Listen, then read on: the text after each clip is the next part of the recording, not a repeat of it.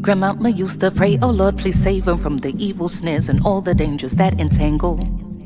Yea, though they walking through the valley of the shadows, just prepare and make them fit for every battle. Because I know they bound to come, and I know they bound to fall, but in your bounty, Lord, preserve their beautiful. Right, we still surviving off of grandma's prayers, surrounded by the jungle and the lion's den. Tread light, cause these traps is inconspicuous. They hide right in plain sight, thinking we don't see them when they linger. Look right beneath the surface, then leave a trail of corpses. Crisis, prices, your life a disposable commodity. Like living in this fantasy, conditioned to believe that the system even cares whether selling CDs or walking or driving or reading. Look, they don't even need a reason. It's just you breathing and being black. When it's such a pretty fall, it don't seem like we falling at all, at all. It's just a GMO dream, where things are never really what they seem. Please cue the violins, tell them just to play me something pretty, cause this gritty city got me screaming bloody murder. Said it got me screaming. This gritty city got me on some. Look, get your hand up on my pocket. Distraction, so lazy they use the same tactics. Like condom with some trinkets, just don't let them get to thinking. That light bulb gets a blinking. You know niggas and ideas. Oh dear, my dear, you may not know me, but I know you very well. Foresight, they say hindsight is 20/20. Well, tell me something, we gotta see that history is on repeat. And maybe it takes a beat and a melody to speak a little louder than the message in the clouds or the essence in the air. I swear, my God is just so clear that a system driven by fear can never give us nothing but more of the same things. Oh, when it's such a pretty fall, it don't seem like we falling at all. It's just a GMO dream, where things are never really what they seem. Please cue the violins, tell them just to play me something pretty, cause this gritty city got me screaming. It's murder. Got me screaming, got me. This gritty city got me on some.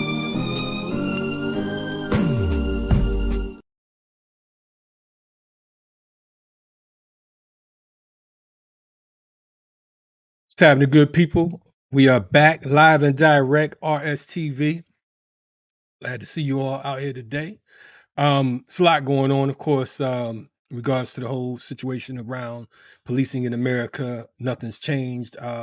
More bodies, more, jail cells, so on and so forth. We know that at this stage in the game, around the world, we've been hearing about the whole situation around Cop City here in Atlanta.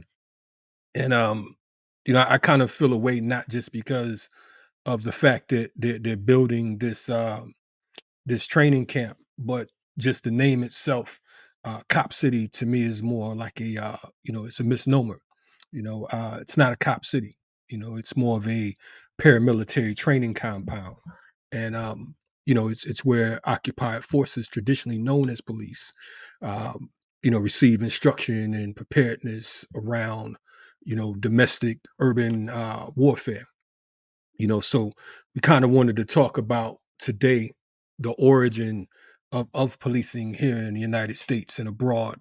Um, Aside from that, we know that this whole quote unquote cop city is 85 acres of land. It's a corporate sponsored situation, international training. You have folks from Gilley, which is the Israeli forces out of that train police here in Georgia at their headquartered at Georgia State. Of course, we know that, and it's a, I would say it's a sad day, but it's really business as usual.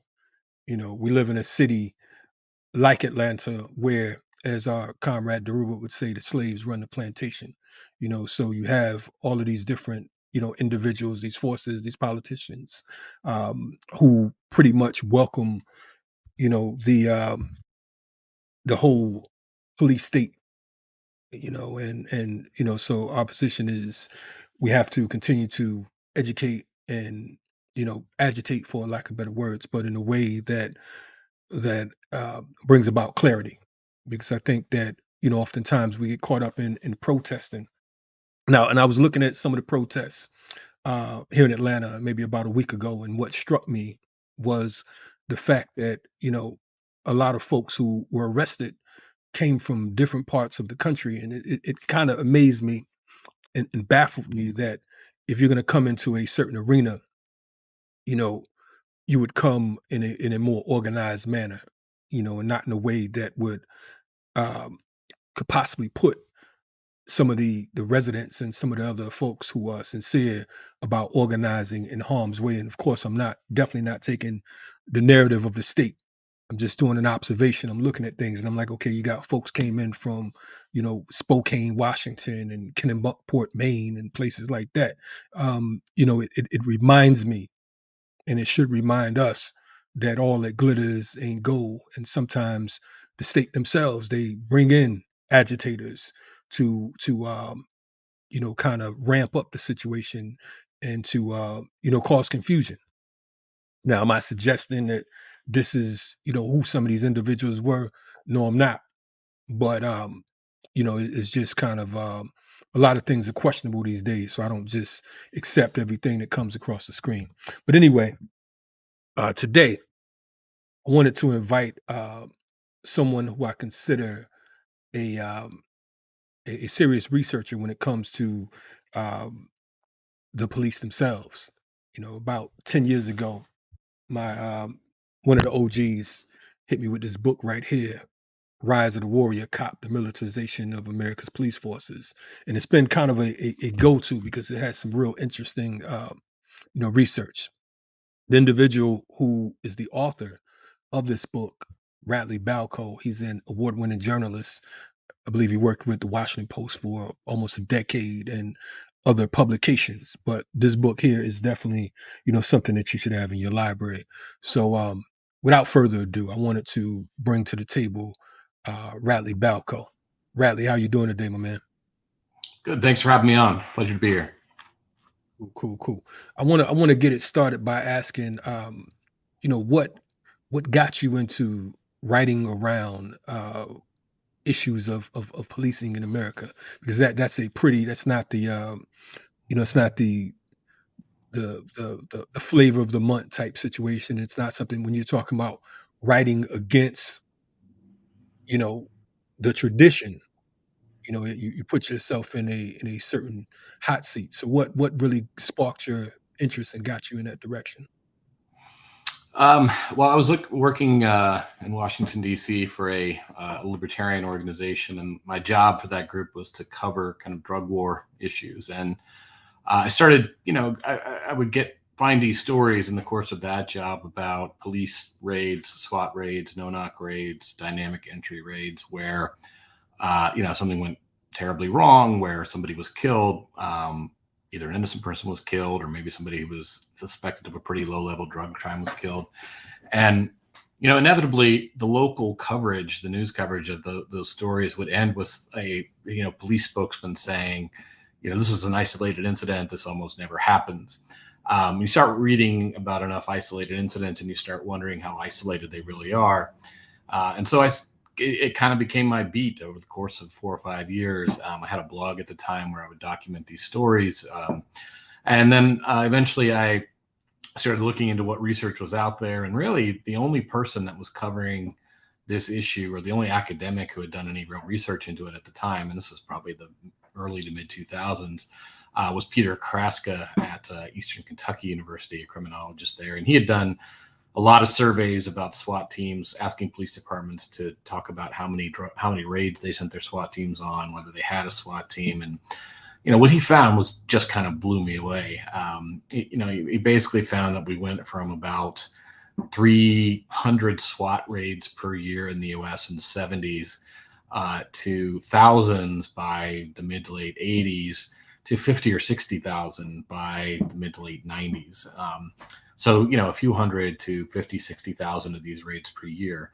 And that just kind of blew my mind. And, you think about each one of those raids is extraordinarily violent. It's extraordinarily volatile. You're putting people at risk, both police officers and people inside the house, anybody innocent who happens to be nearby. And you're doing it over what, right? To mostly what we found over and over again in surveys is that about 75 to 80% of these raids are to serve warrants on people who are suspected of low-level drug crimes. And it just made me angry. I mean, I kept seeing about people, keep reading about people getting killed in these raids, people getting maimed, hurt, injured, or just terrorized and traumatized. And it became sort of something that I wanted to, um, I don't know, kind of dedicate my time to exposing and writing about. And I've been fortunate enough that I've been able to sort of make a career out of covering the police and the criminal justice system more generally. So I want to ask because I think that what I want to do is, that's definitely interesting. I want to kind of go back to the origin of policing here in the United States because I think that, for us, as far as, Africans in America, we've always had the quote unquote slave catchers and overseers, so on and so forth. So that was traditionally, our first introduction to any type of policing here in the United States, but officially on record, quote unquote, which would be acknowledged. What would you say historically would be the origin of police and the purpose and how it's grown to where it is right now? So, I think there are some places where you can draw a direct line back from the current police department back to some of the slave patrols, in the 1800s and even earlier. I've seen it claimed that all police departments sort of have their origins in slave patrols. I don't think that's entirely accurate, but there are definitely some in the South that, you can draw a direct line back. The first police departments, as we sort of know them today, started springing up in, the first one was in New York City, and then I think Boston might have been next. And then we start seeing them kind of proliferate in large cities across the countries. And about the mid to late 1800s, early 1900s, during the Progressive era, you really didn't see them start, popping up pretty much everywhere.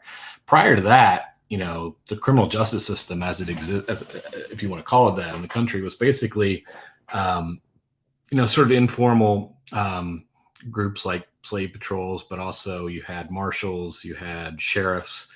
But for the most part, a lot of it was private. If you wanted to bring charges against somebody, you paid a lawyer to sort of bring criminal charges against somebody. People generally weren't imprisoned after conviction. I mean, we had, people were hanged. Obviously you had informal racial violence and vigilantism that we saw. But it's not until the early 20th century that we see sort of systemic, organized police departments start springing up around the country. And they start happening in the cities largely as a reaction to a growth in crime, but in some cases more kind of a reaction, but more of an anti-immigrant fervor in action. In places where we start to get an influx of immigration, you see police departments kind of come up as almost kind of a progressive in the early 20th century sense of the word, not the modern sense of the word, reaction to these changes that the country was going through as part of industrialization. The first kind of big expansion of police powers that we see comes with alcohol prohibition. And here we start to see a lot of kind of joint task forces between city and state and federal police. They start working together. Of course, prohibition has its roots in, there's both drug and alcohol prohibition have their roots in also, again, a lot of racism and anti-immigrant fervor. And that's when you start to see a lot more money go into policing. And then, it's really Nixon's drug war when he declares war on drugs and runs this very sort of radical for the time anti-crime campaign in 1968 that you see policing really kind of the idea of really getting more aggressive, more militaristic, more kind of shows of force just for the fact of, just for the sake of showing force, to show how serious we are. This is where the no-knock raid becomes kind of a national policy. It's in the late 60s and early 70s. And then again, during the Reagan administration, we see the war on drugs taken even more literally. And then we really see an intense militarization of policing. And that's where we see the explosion of SWAT teams and the use of these kinds of military tactics for pretty low level crimes that I mentioned earlier. Right. It's funny because you mentioned Nixon, and not funny, but his whole war on drugs, and then you come with Reagan with the war on poverty, and you come with then there's Clinton with his what was that, the cops program, whatever the case was. I want to talk about, because you mentioned SWAT several times, and a lot of folks aren't familiar with the origin of SWAT and what was their initial purpose. Can you speak to that? Sure. So SWAT was kind of the baby of Daryl Gates, the former Los Angeles police chief.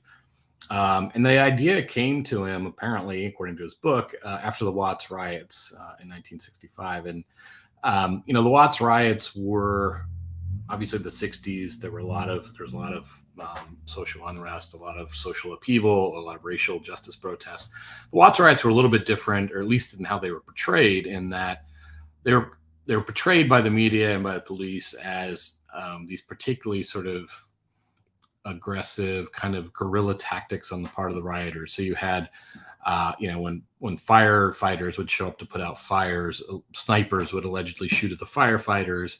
The riots weren't contained to one part of the city. They spread to all over the city. And a lot of officials, at least those, as Gates expresses it in his book, and obviously, take him for what he's worth as a source, but there was a feeling of kind of hopelessness within among city officials at the time. They just didn't know how to respond to this kind of violence. And so Gates got this idea, and part of it came from, apparently he was inspired by the reaction to the Cesar Chavez farm working uprisings in the northern part of the state that were happening about the same time.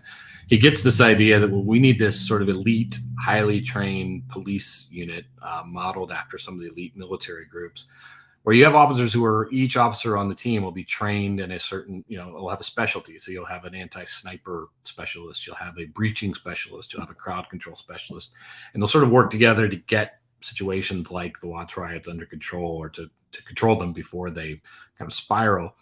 And, whatever you think about that reaction or that plan, it was at least sort of an idea. The idea was that we're going to use force and violence to diffuse an already violent situation, right? So we're going to use SWAT teams. So another incident that apparently inspired the SWAT team was the clock tower shooting at the University of Texas, Austin, in the late 60s. I can't remember the exact year.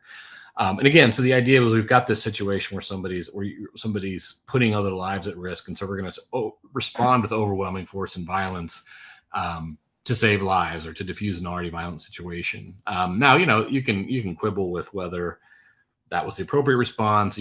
I've read actually some new histories of the Watts riots that demonstrate that they weren't actually any different than what else was going on, and that Gates had sort of exaggerated what was going on.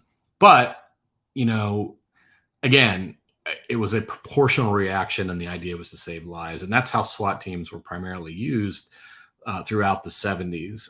And then what we see during the Reagan administration, when Reagan, declares war on drugs and starts funding a lot of these programs that further militarize the police and start bringing the military in to actually fight some of the drug war. This is when we start seeing SWAT tactics and SWAT force used primarily to enforce drug laws, to serve search warrants on people suspected of drug crimes. And so now you're not using overwhelming force and violence to diffuse an already violent situation, or a situation where lives are at immediate risk. Now you're creating violence and volatility where there was none before. And now you're using overwhelming force and violence and potentially deadly violence to enforce laws against people suspected of nonviolent consensual crimes. So it was really a dramatic change in how this kind of force was used in the 80s. And there was never really, we were in such a kind of a anti-drug fervor at the time. There was never any real discussion or debate over whether these tactics were appropriate in those kinds of situations. It was just kind of done. And in fact, if you watch news clips, particularly local news, but some national media too, from that era, from the 80s, they really celebrated this use of violence in this way. They would tag along on some of these SWAT raids and really kind of deferentially and reverently report on what was going on. I remember one actually during the Clinton administration, where Clinton had just imposed a new policy about a zero tolerance policy for drug use in public housing. So if you were, caught with even a joint public housing, you could be, you would lose your public housing, you'd be evicted. And one of the, I can't remember which one, but one of the national news shows, the evening news, they sent a camera along with one of these SWAT teams, and they found, a little bit of pot that like the kid of this woman in public housing had in a nightstand or something. And it was, celebrated as this kind of glorious, win in the war on drugs, when like all you did was you found a kid who was smoking some pot. You conducted this extraordinarily violent raid, put everybody in the house at risk, and now these people were going to be evicted. But that was kind of the mentality that we're going at the time. Drugs were such a threat, and the people who used drugs were such a threat that we had to sort of bring this kind of overwhelming militaristic force and violence down upon them. Right. And I would just going back to what you said, I would even question if it was really any real change in the 80s, because these were the same forces used against folks like Geronimo Pratt, the Black Panther Party in LA. And these were folks who, there was no violence. It was a political thing. It was like, Right. okay, well, these folks like Geronimo, who went to Vietnam and came home and actually training folks to defend themselves in the community, they became a threat. So they would utilize, these forces as well to SWAT in particular to vamp on and quote unquote raid. And I can recall, just as a child, I remember they started with the TV shows in the early 70s, the SWAT TV show, in order to popularize it and to make it a cool thing, in a way to recruit folks into their forces. And of course, they continue to do that now. And over the years, we've witnessed them murder folks like I can't think of the young sister's name, 7-year-old, 8-year-old in Michigan. A few years ago, they murdered on the couch. Ayanna Jones. Ayanna Jones, yes, Ayanna Stanley Jones.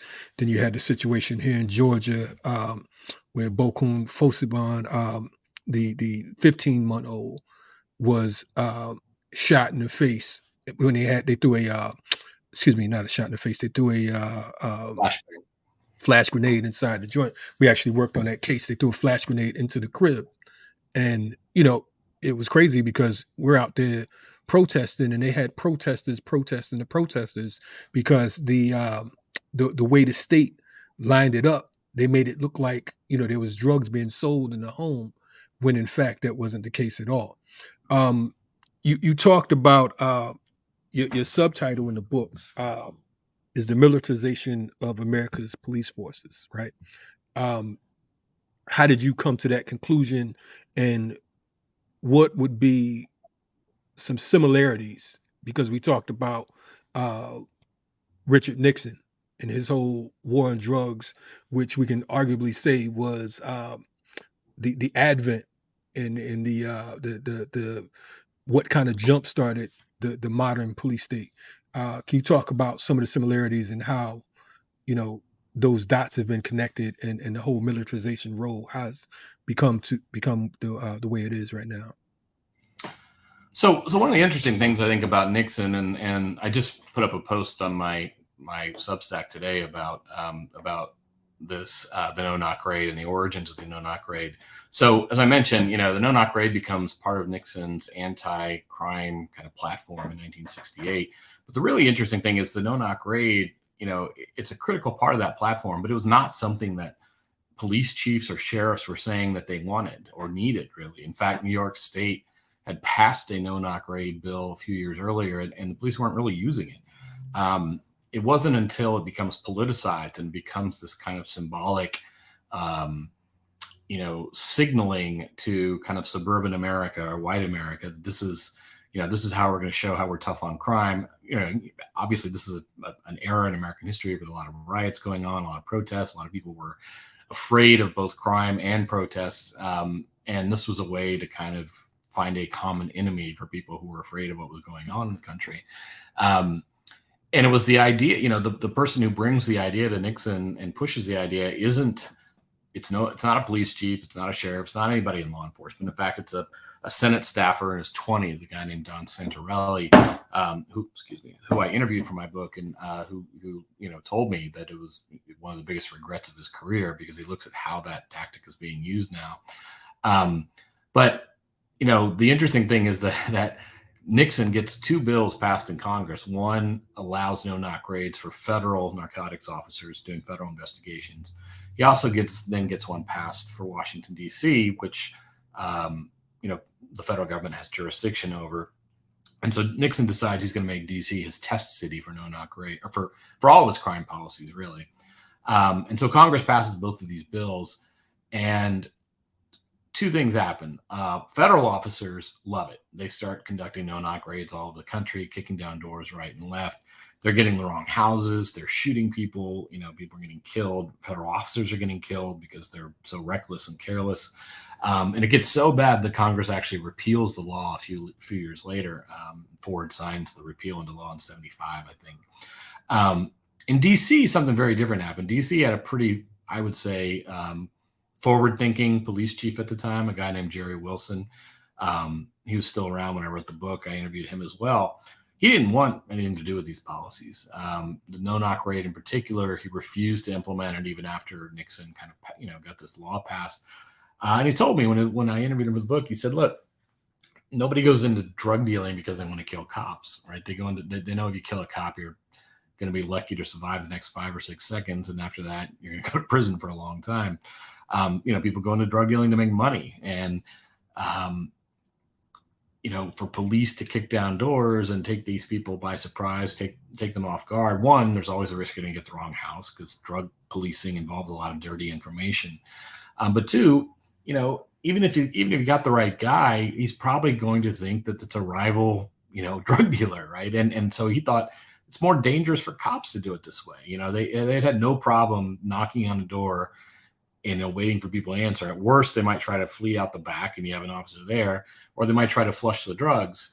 And his argument for that was, if they flush the drugs and they have a small enough quantity of drugs that it wasn't worth those tactics and wasn't worth putting people at risk to begin with. And also, the whole point of the drug war is to get the drugs off the streets, and so that they flush them, those drugs are off the streets. He said the only reason you do a no-knock raid in those situations because you want to make sure you have evidence to get a conviction. And for him, it just wasn't worth the risk. It wasn't worth, the civil liberties of the people who he was in charge of or policing,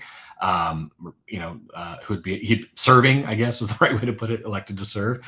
And a fascinating thing happens. Crime actually goes down in D.C. during the Nixon administration while it goes up in the rest of the country. And Nixon, of course, will claim credit for that and say it was because of his policies. But the secret that, not many people know even today is that it wasn't his policies because D.C. had a police chief at the time that refused to implement those policies.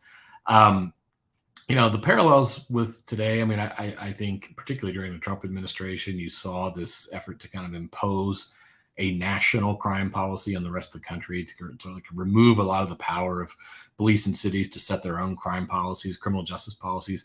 In fact, if you look at Chicago, for example, during the Trump administration, the police chief, the DA, the mayor, city council of Chicago, all wanted to implement these reforms to stop and frisk in Chicago because it was obviously racially, completely disproportionately applied in terms of race. It was violating a lot of people's Fourth Amendment rights in the city, particularly, marginalized people. And the city wanted to implement these reforms. And the Trump administration actually went to court to try to block the city from implementing these reforms. And the previous administration, the Obama administration, had worked with the city to get these reforms and passed into law to become part of the policy in the city. So this is really something you see with Trump. You also see him trying to impose his immigration policy on the rest of the country. You've got police chiefs across the country saying, this so-called sanctuary city status is actually good in terms of fighting crime because it makes people more willing to sort of talk to the police and cooperate with the police. When you start using local police to enforce immigration law, people are less likely to come forward.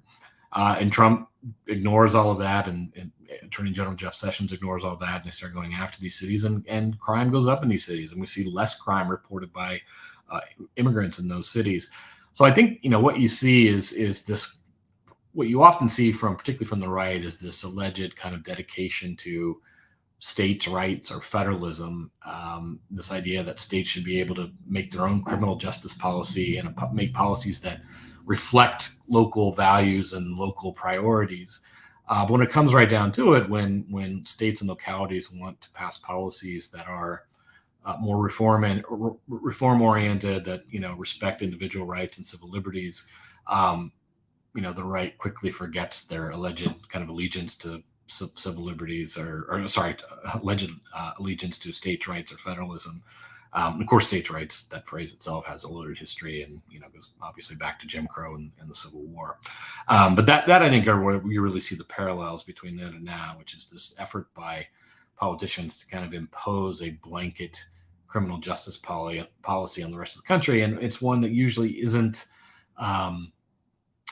based on data or real world results or evidence. It's rhetoric, it's symbolism, it's signaling. It's about sort of political rhetoric. It's about showing how tough we are in crime, not actually looking for what policies actually work and keep communities safe.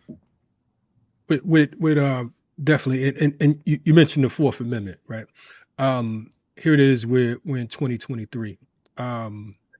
And we talk about no-knock warrants, etc. I mean, does the Fourth Amendment really hold any weight during this time period? Because it looks like, it's looking a lot like toilet paper right now. I mean, it's like...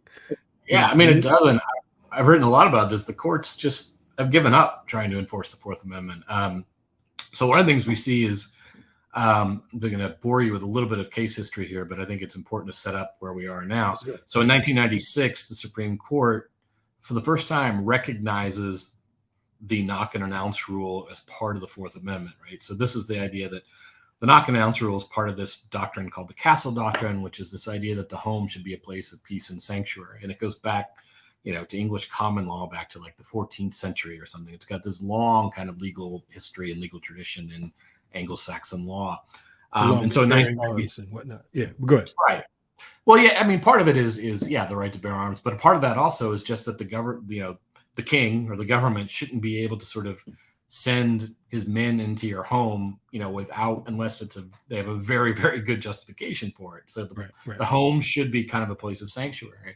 And so the Supreme Court rules in 96 finally that the knock and announce rule is part of this tradition called the Castle Doctrine, which is part of the Fourth Amendment. And so we're going to say police can't just barge into your house. They have to knock, announce themselves, announce their intention, and they have to give you the opportunity to come to the door and let them in peacefully to avoid violence to your person and destruction of your property.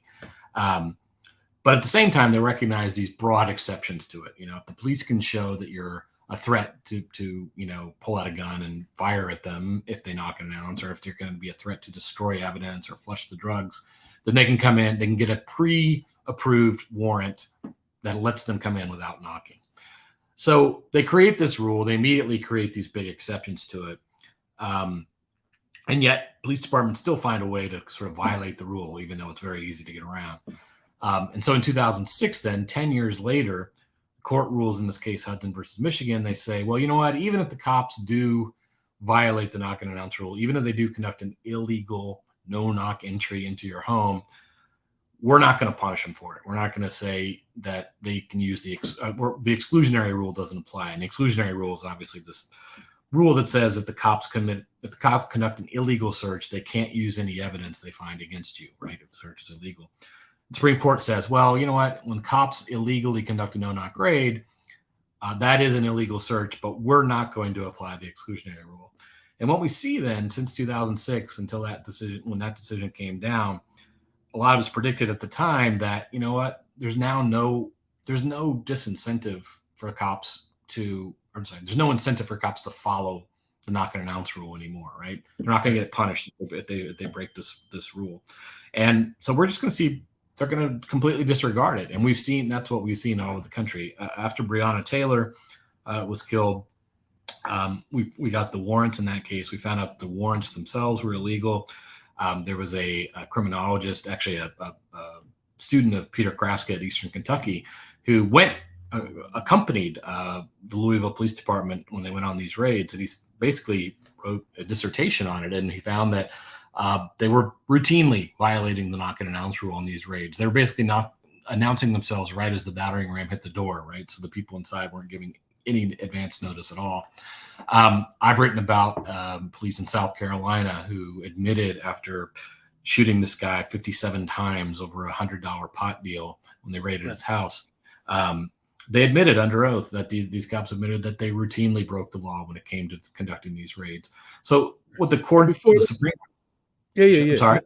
No. But before that, it's funny that you mentioned this case, the Supreme Court decision in 2006, because later on that year, 92-year-old Katherine Johnson is murdered in her own home here in Atlanta. This is another case we're working on. Same situation. I mean, no knock. Cops did not announce themselves, and they lied. Absolutely. They lied about why they got the warrant. They lied in the warrant application process. Yes. And I've done a lot of reporting in Little Rock, and what we found in Little Rock over the last 10 years is that drug cops there have been using fake informants. They've been using informants who lied, and they've been using explosives to blow these doors off their hinges to people's homes sometimes, and their children inside the house. And again, the courts just aren't holding them accountable. So in Little Rock, for example, I got a hold of a lot of these warrants in these cases. And if you look at the language in the warrant, it's just cut and paste boilerplate language where it talks about why you need a no-knock. They're just using the same excuse every single time. And the Supreme Court has said you can't do that. The justification for a no-knock has to be specific to the person that you're raiding. And they weren't doing that. They were just cut and pasting this boilerplate language. So every single one of those warrants was illegal. And I looked at over 100 of them. And when I actually interviewed the judges who signed those warrants, and they said they didn't even know that it was illegal. It's gotten to the point where the police can now just brazenly and routinely and systemically violate these rules that are supposed to protect us from these kinds of raids. They're supposed to protect us from the kind of violence that was visited upon Breonna Taylor or Katherine Johnson or Aiyana Jones. And they're just ignoring it. They're absolutely, derelict in their duty to uphold the Fourth Amendment. And I'll tell you, after Breonna Taylor and after George Floyd, for the first time since I've been covering this issue, and it's been almost 20 years now, we saw actual real reform. We saw, I think over 20 cities now have passed some sort of ban on no-knock raids. A couple of states have too. Virginia actually has one of the best no-knock prohibitions that I've seen anywhere, really. And the first time it's if you had told me before Breonna Taylor that in 3 years we're going to see large cities passing bans on no-knock raids, we're going to see an entire state like Virginia do it, I would have told you you're out of your mind. But the power of Breonna Taylor's story, the power of George Floyd's story did ignite reform across the country. But it's telling that the only sort of progress to be made on this issue in the last 20 years didn't come from the courts. It's coming from sort of grassroots activism. It came as a response to the protests in Louisville and Minneapolis and then all over the country. It was politicians sort of responding to direct pressure from, the people that they're supposed to be serving. I think that's pretty revealing. Right. I want to take it back. Since we're going back in time, right? Let's go 145 years back, right? I know that sounds wild. Let's talk about the Posse Comitatus Act of 1878, because when we're talking about militarization of police, what are your thoughts? I mean, because of the fact that it seems as if that act has been violated, disrespected, stomped on, so on and so forth, because we're literally dealing with, as I said in the opening, paramilitary forces. It's not just police. But go ahead, let's talk about this.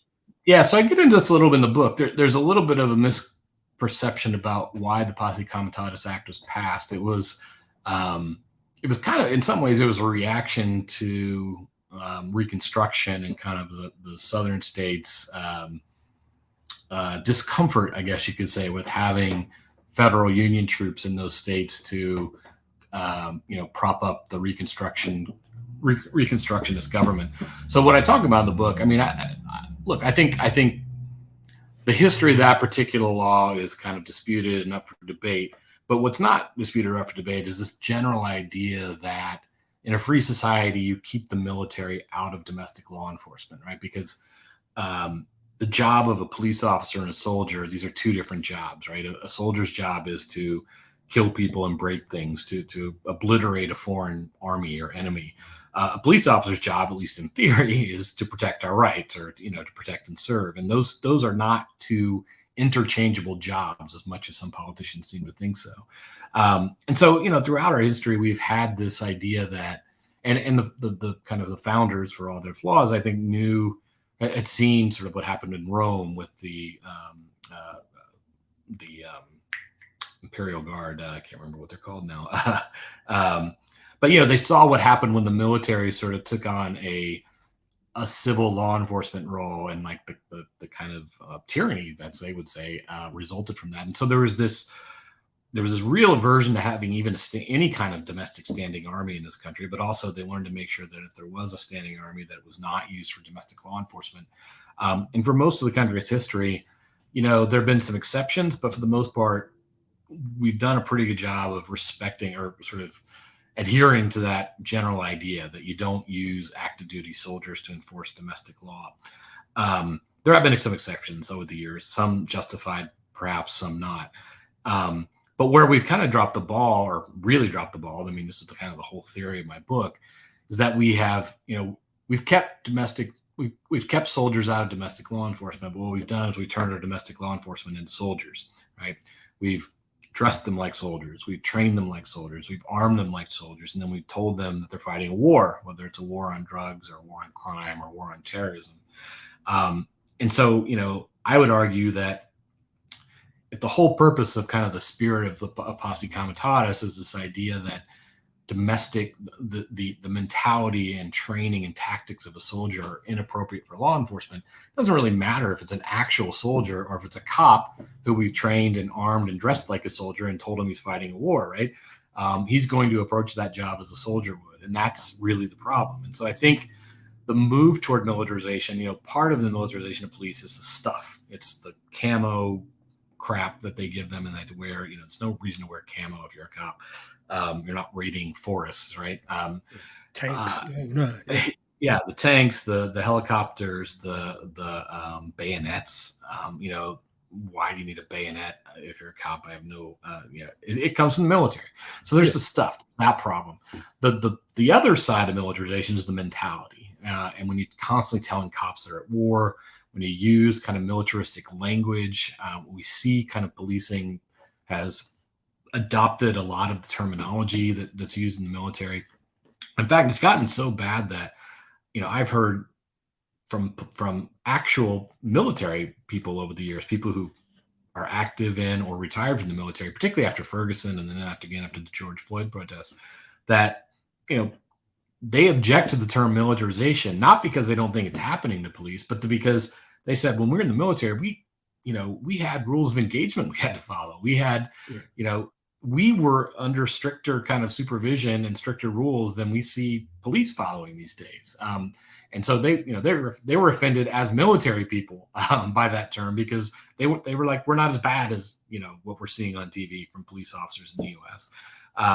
And so, I think that the militarized kind of mindset, and of course the two play off each other, right? If you're dressed and trained and armed like a cop, or like a soldier, you're going to think more like a soldier. And if you think like a soldier, you're going to want the gear and the stuff to make you, to make you feel even more like a soldier. So, I think we've got a problem with the stuff, but we also have a problem with culture in policing, and a kind of culture militarization and a battlefield culture that's really out of control. I mean, I used to write about that before we started seeing crime go up again. Every single year you would get clips from police about how we're fighting war out there, and it's never been worse for cops. And every year we'd hear about how dangerous the job of a police officer is, even as police officer fatalities are falling every year.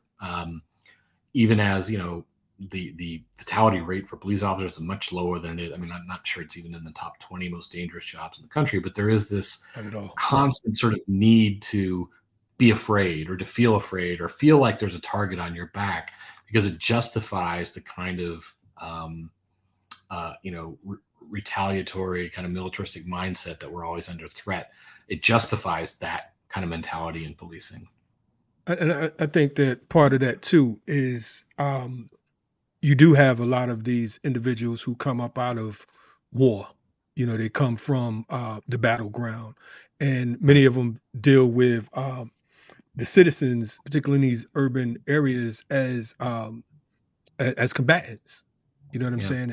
And they rule. They come through as occupied forces. Well, And the interesting thing about that too, though, is that I interviewed a lot of police chiefs and former police chiefs in my book, a lot of whom agreed with kind of the general thesis of the book. And they told me that, and this is similar to, what I just said about hearing from veterans and people in the military about how policing is worse than it was in the military. They actually said that, a lot of times you have to guard for like PTSD and that sort of thing. But a lot of times the military guys were a good influence on who they called the cowboy cops in their department, because again, in the military, there is weapon discipline. You're taught, you don't point your gun at anything you don't intend to kill. They do after action reports to see what went wrong. There's accountability.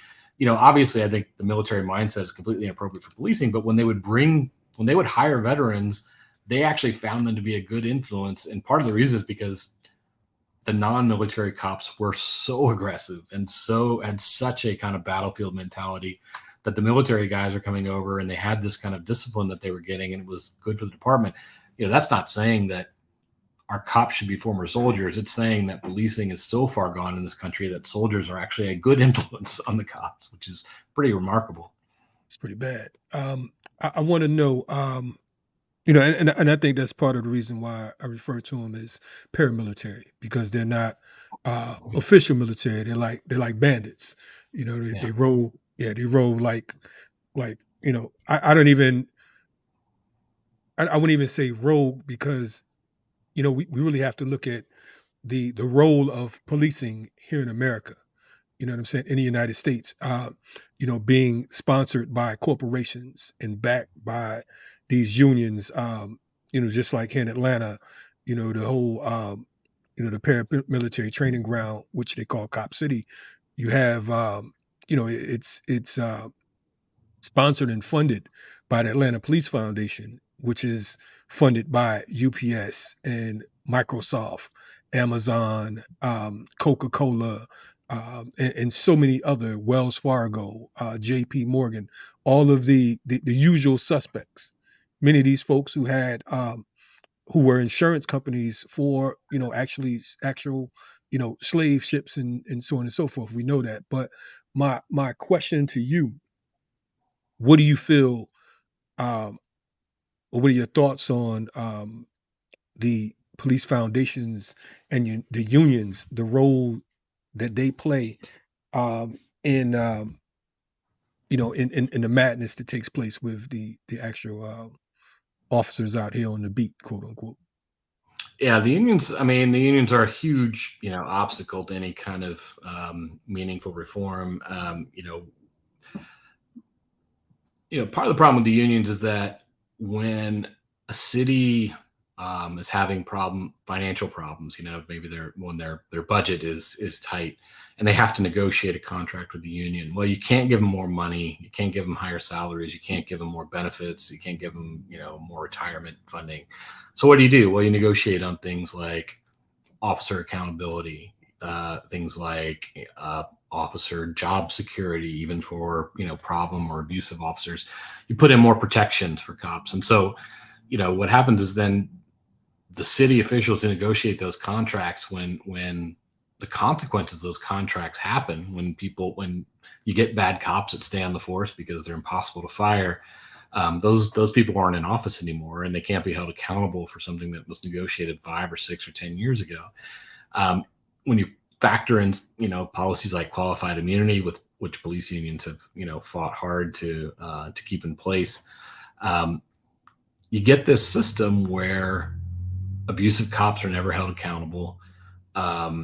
In larger cities, at least, the victims of abuse, if they're still alive, will at times be compensated, sometimes, pretty well compensated. But the people who pay those bills aren't the police union that negotiated those bad policies. It doesn't come out of their pension. It's not the officers themselves, right? It's public funding. It's the taxpayers. It's the people who live in that city. And so there's never any accountability, right? The taxpayers pay to kind of make these people whole, or as close to whole as they can be, the victims. But the cops who committed abuse get off. The cop supervisors who failed to hold them accountable get off.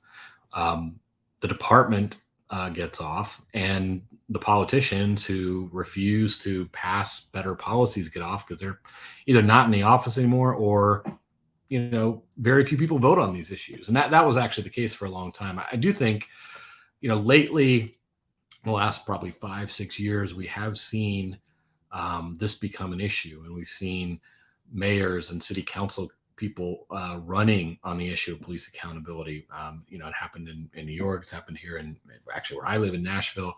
And so we're seeing, finally sort of politicians have been forced to look at these issues and to take these issues seriously. And again, the impetus for that has come from activism. It's come from the people on the ground who have demanded this of their politicians and their public servants. It hasn't come from the courts.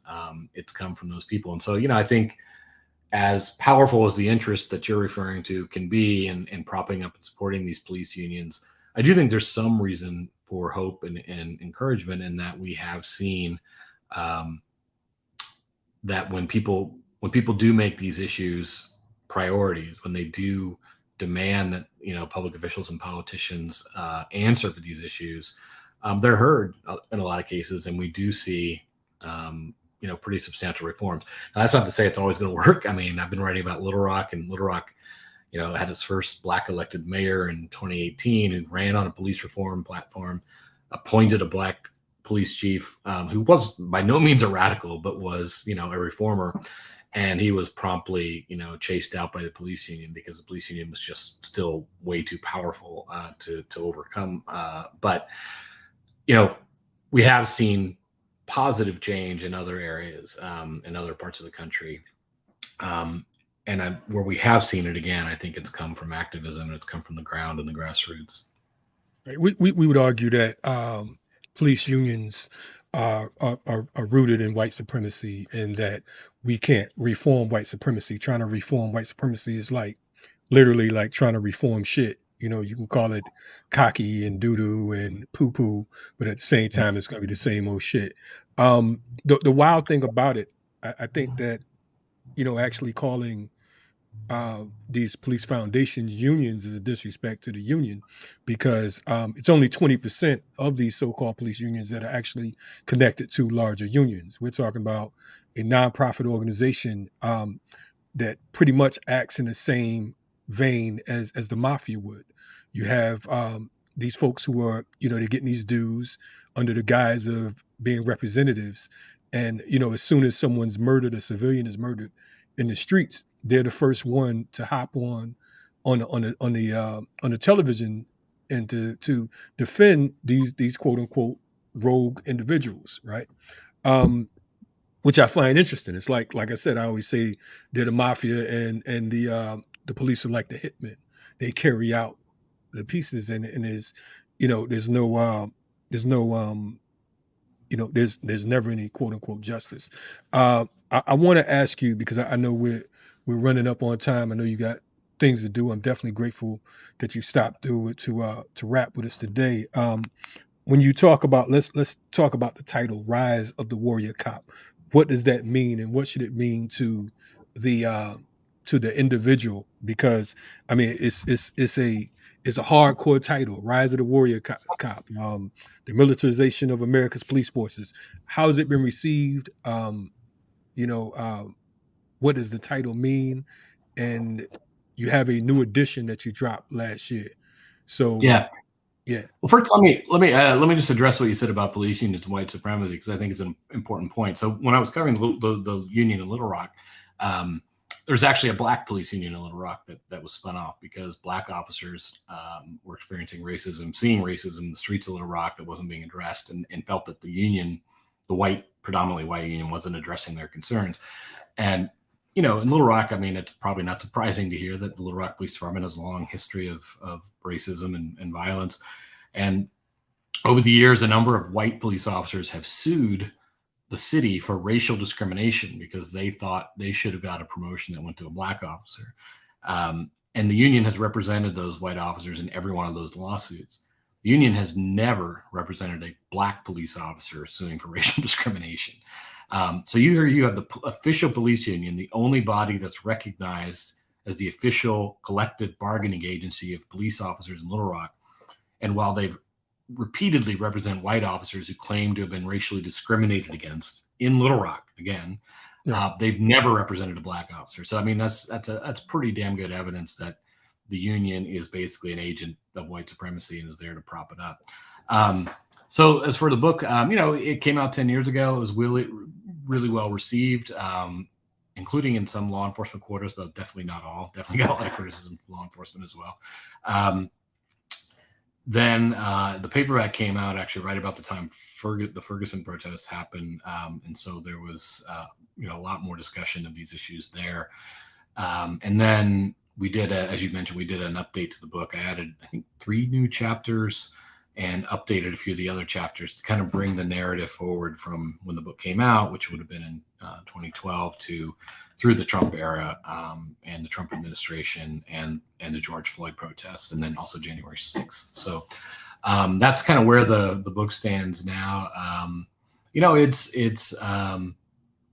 I'm proud of it. I'm proud of sort of the contribution that it's made to this discussion. I'm proud that it's informed people, that, people like you that were given copies of the book. I think it can be frustrating because I just wrote today, actually, in the post I put up at my website, that you just keep seeing the same patterns and the same cycles.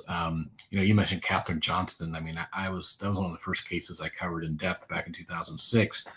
And everything you saw in that case, from the initial lies that were told and cover up, to the revelations about what really happened, to the shame and embarrassment from city officials, the promises of reform, and then 3 or 4 years later, things are right back to the way they always were. I mean, that cycle, you just see it over and over and over and over again. And I can predict it, when you get another one of these cases where even a really sympathetic, I mean, Katherine Johns is a 92-year-old grandmother who, had never committed a crime in her life. Right. If ever there was a sympathetic person who you thought would inspire reform, would be her. And yet, not much reform. And in fact, a few years before her, there was another woman just like her, Alberta Sproul, in New York City, where, also killed in one of these raids. 87 years old. Right. So it's, it can be frustrating. It's also weird to have written a book like this means that my book gets a lot of attention and sells more copies when something terrible happens, which is a weird kind of position to be in as a journalist and somebody who writes about these issues. But I will say, even now, I'm still more hopeful, I think, than I've ever been in the 20 years I've covered this, because I think the George Floyd protests really changed kind of the narrative on this, and particularly on issues like qualified immunity and no-knock raids, chokeholds. I don't think we're anywhere near where we need to be in terms of systemic change and reform and considering really kind of radical changes to the way we keep, communities safe in this country. But I think we've seen more positive change in that direction than we have in a very long time. So it's not like me, but I will end on a positive note there, I guess. Well, I definitely appreciate you coming on, and definitely invite you to come back again. I don't particularly see the change. I think that the light might be shown on it a little bit brighter. I think I would say that, because we're still seeing over 1,000 people murdered by police every year. I think that with social media and with us being able to see things with the cell phones and all that, it makes it a little more palatable. And they come in with their I think they do a better job at putting a Band-Aid on it. They bandage it a little bit better now. So they're like, okay, no, this not really gonna hurt. Look at this. I don't see any blood. but Right. meanwhile, it's like, you're dying inside. But definitely, I appreciate your work. I recommend your book, Rise of the Warrior Cop, um, to our audience. What is your website for folks to check out? Just my name, radleybalco.substack.com. And so I'm independent now. As you mentioned, I was with the Washington Post until last year, but now I do a lot of investigative reporting. I still write for other outlets, but most of my work appears there. So No doubt, no doubt. We'll definitely appreciate you coming on. Be safe out here, and keep up the good work. And hopefully, we'll see a volume 2 coming soon. oh, yeah, appreciate the invitation. Thanks. Right on. Thanks a lot. Here, right, RSTV, that was Radley Balco, author of Rise of the Warrior Cop, the Militarization of America's Police Forces. Definitely glad, he was able to come on and join us. We have a lot coming up, a lot of good things that we need to discuss.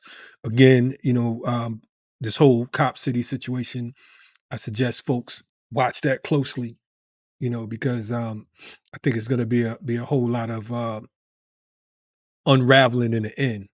I think that we get it twisted, and we're just looking at it from one particular angle. Again, this is a internationally corporate sponsored situation, and we have to see it for what it is. And it's, again, I'm not cool with the name Cop City, because it gives leeway for argument for folks to say, well, we need more police in the neighborhood, and what about officer friendly and the police athletic league and all that type of stuff. Again, this is a paramilitary training compound. It's 85 acres, and it's being built on a former slave plantation, turned into a prison farm, which existed for close to 70 years, up until about 1989, 1990. And there's all kinds of cases and rumors of unmarked graves, so on and so forth. While we can't stop the building of it, we should at the very least be clear about its role in the community, and the fact that it's not just for the city of Atlanta. Um, I saw a report yesterday where over 43, I believe, percent of the individuals who they're looking to bring through will be folks from out of state. That's on the police side. But at the same time, make no mistake about it.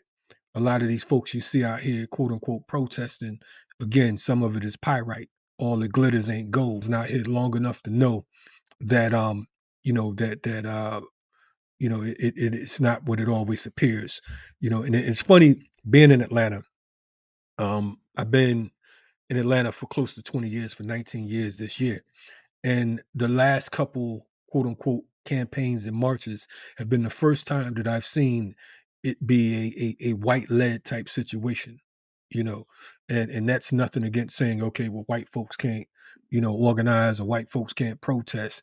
But it seems to be problematic when I see Africans following the lead. In the mortal words of my man Chairman Fred Hampton Jr., we accept their concessions, but we don't compromise our position.